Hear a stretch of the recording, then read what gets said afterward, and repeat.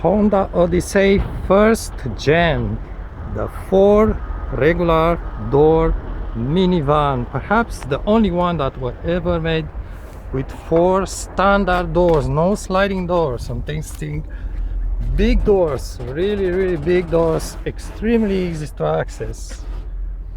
To me, this is the perhaps the best Honda minivan that has ever been done, that has ever been produced, somewhere around 95, 98, 99, until the second gen with the bad transmission came in, the ones with sliding doors. Those were still very nice cars, bigger, but they had those very problematic automatic transmissions. Now this one, it's really sad to see it going. I would definitely thinking about buying one. Why? Because they were from the years that the Honda cars were just different than the later models. There's not enormously big inside, and I did notice the middle seats, there's one missing. We are being in the junkyard.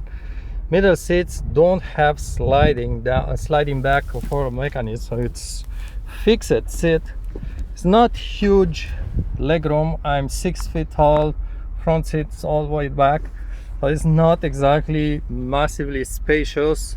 I am comfortable, but I wish I could stretch my legs some more. You sit slightly lower to the floor on this rear bench, at least for me.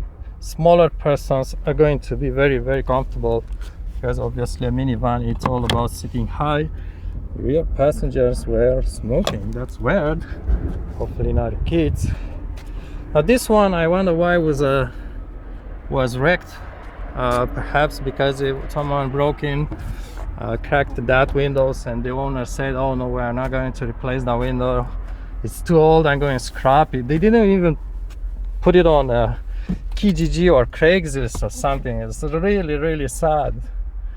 This interior is sort of a hard to tell the color. Perhaps some sort of a in between a dark and blue green with some shade of gray. Hard to tell exactly. See, passenger seat all the way back. Let me just double check. Yes, all the way back. I do have enough legroom. It's not huge by today's standards, but it's good. It's not uncomfortable, and I'm not feeling myself cramped here. It also has a problem. The driver's door doesn't open, so I will have to climb to driver's seat. But at the same time, that will show you one of the features that I don't see in minivans these days. Look at this space here. I can just walk by the seats, go the back, go switch sides with the front seats. It's just like a breeze. Look at this. I'm filming this with one hand, and I'm just switching sides like this. Absolutely no any kind of problem. Not the biggest armrest here on the sides, and obviously there's no armrest here. Perhaps there was an option. I don't know if someone knows. Oh, here you go. We do have arms. Yeah, sorry, but it's tiny. It's not very wide. I guess it will be just enough, but not the best. Obviously, if you want space here, you won't have a armrest. Construction, I did one of my first cars, not my first one perhaps, was a Honda Civic sedan 990, which I believe it's from the same generation, same team that designed this car, and it never had any rattle inside. It was old, but never had any kind of rattle inside. So these are made of hard plastics. It's all around hard plastics. But if it's just like my Civic, they are very well screwed together. It's just a different design. It's not like the modern cars. I guess if you will remove one of these trims and look behind it, you will see it's thicker with thicker attachment points. They didn't chip out at that time. They started after to chip on cars, and Yeah, from there it went all bad. Like this glove box is really not that big. Buttons, that's very easy to use, very easy, and it's very okay. It doesn't look futuristic, it doesn't look modern, it doesn't look fancy, I will have to say that. But on the other side, it's extremely functional. And one of the problems I have even with my Volvo, I'm in Canada, I do wear very thick winter gloves, not the snowmobile ones, but thick one. I have a problem also with my hands in cold weather, but I have to work on those buttons, and I have quite a bit of trouble just turning my buttons in my Volvo.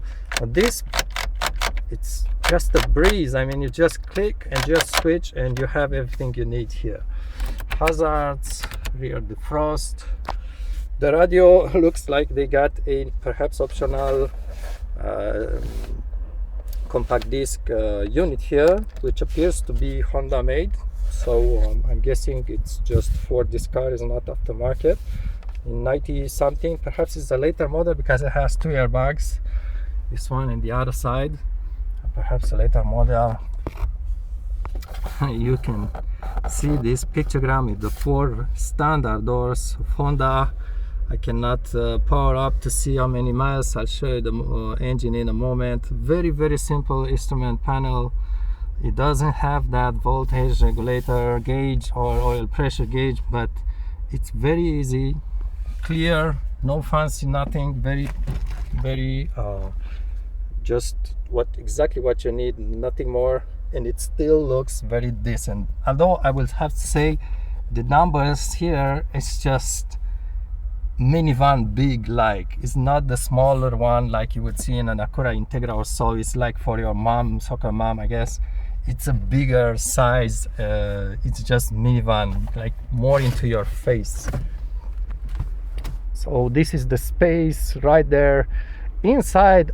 This was built on the Honda Accord platform of the same years, and it was obviously higher raised, and also the seats are sitting higher. I will talk in a moment about the seat comfort, but also it's longer obviously than a Honda Accord.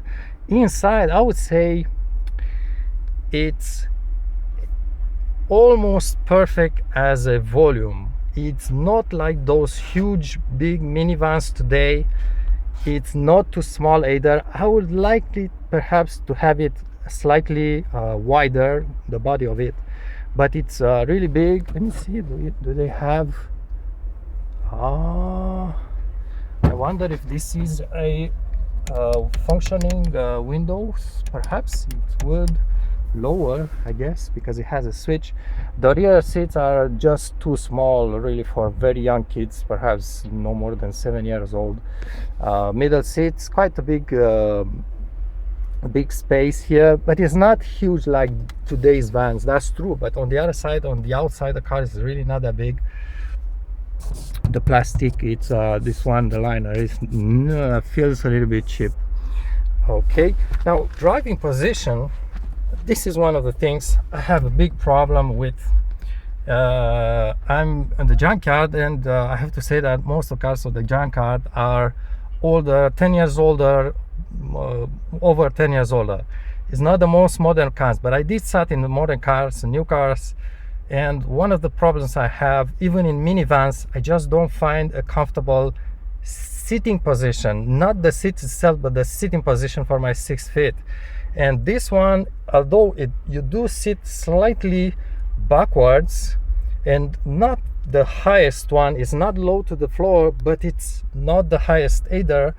I do have to say that the sitting position, it's very natural. It's just slightly too backwards to my taste, but very, very little. Otherwise, it's very natural. I do have absolutely perfect leg room, and I could stretch my legs, my 6 feet body legs, perfectly to the pedals, no problem with this. But the seats, the design of the seat, it's different than, and I was saying this in another video, I think it was a Toyota Camry from the 80 something, 88.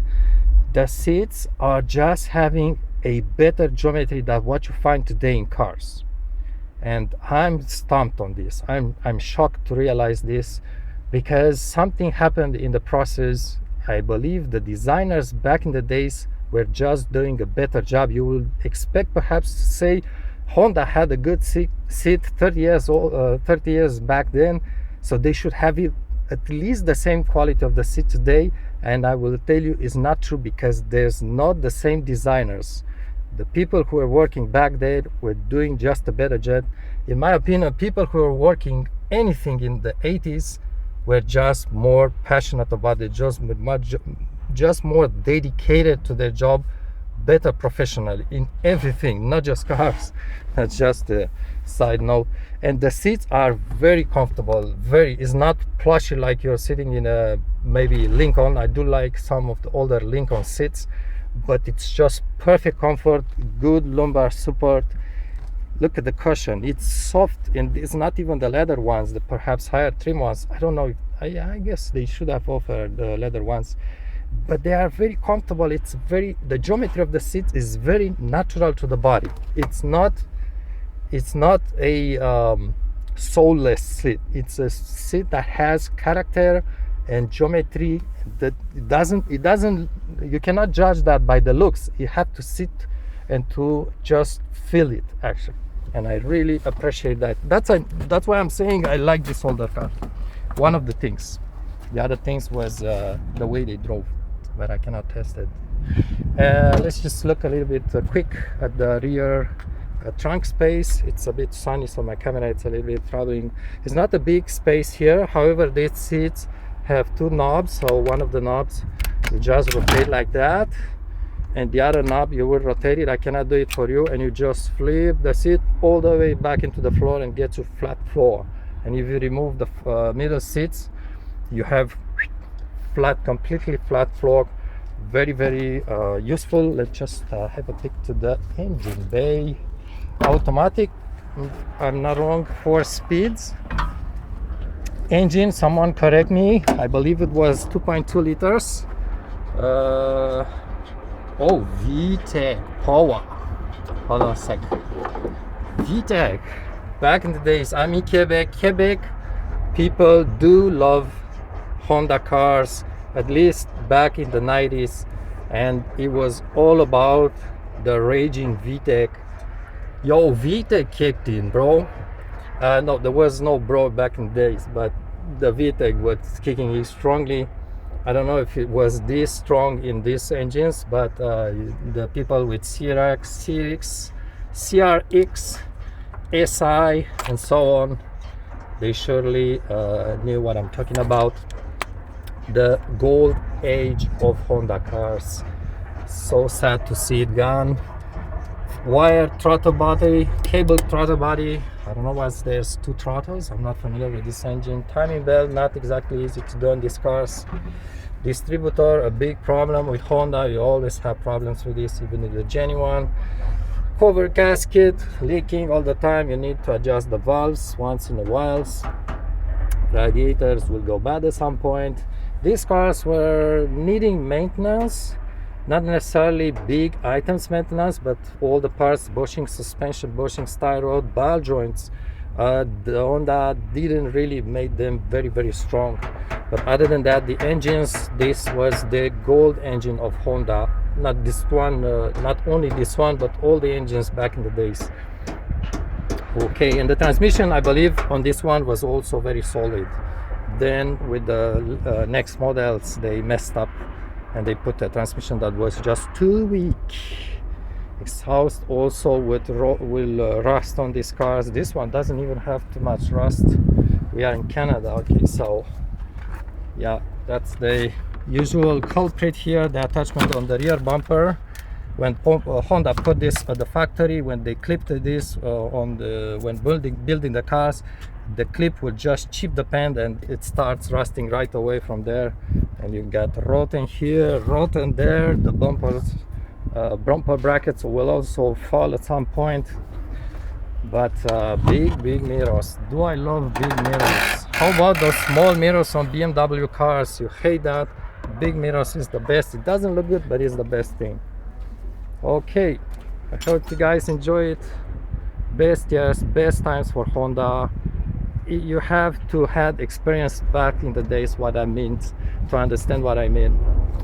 And sadly, it's just the era that completely ended. I don't think Honda will ever come back to that quality and to that craftsmanship and to that passion. Thanks for watching.